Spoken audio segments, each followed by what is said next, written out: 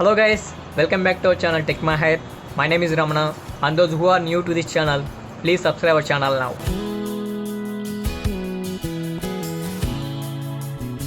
In this video, I will discuss about the basic structure of C programming. If you want to write a code in particular language, you need to follow the structure of that programming language. Here we are going to see the structure of the C program.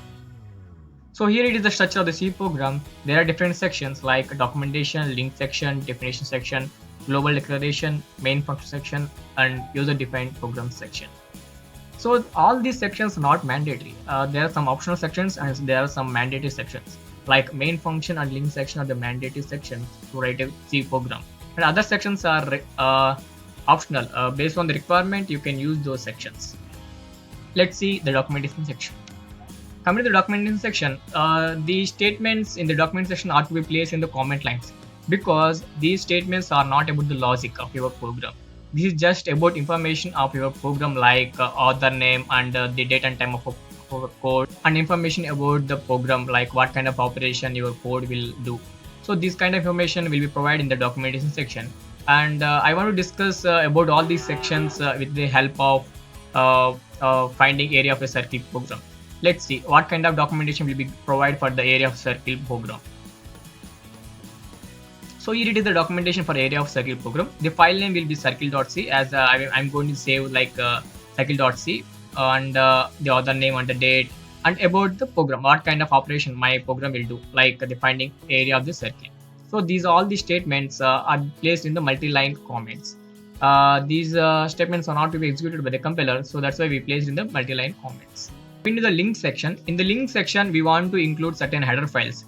These header files contains a function like inbuilt functions that we are going to use in our code, like printf, scanf. These are all inbuilt functions that we are not going to write definition for those functions. So these all functions are included to our code by using this link section.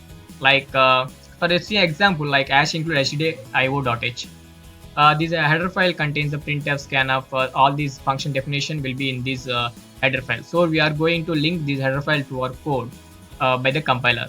Coming to the definition section, in this section we are going to write symbolic constants like whose value is not going to change in the entire program. See, for example, if you use as defined pi space 3.146, what it will do is it will replace the pi symbol in the code with the value 3.146.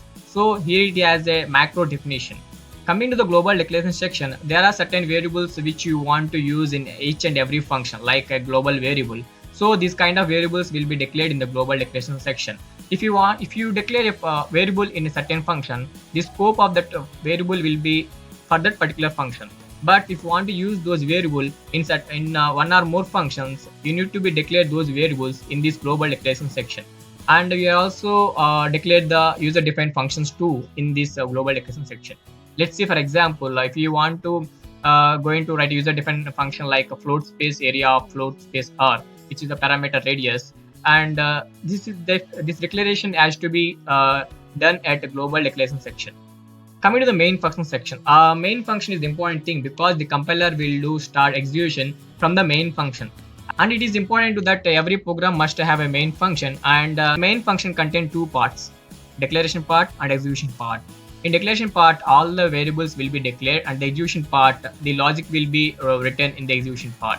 Okay, let's see with an example. Like here we're declaring a float variable called radius and assigning value 10. This is come under declaration part, and here we are using printf area. So this come under execution part. So here we have two parts in the main function.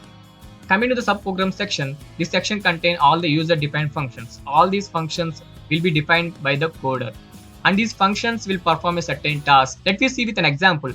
The float space area, this function, user-defined function, is called by the main function in the previous section. So here it is the definition for that function. Here we are returning a pi into r, which is the formula for area of a circle. So here it is the definition for the user-defined function. And this is all about basic structure of C program. Thanks for watching our video. Subscribe to our channel Tech Mahir.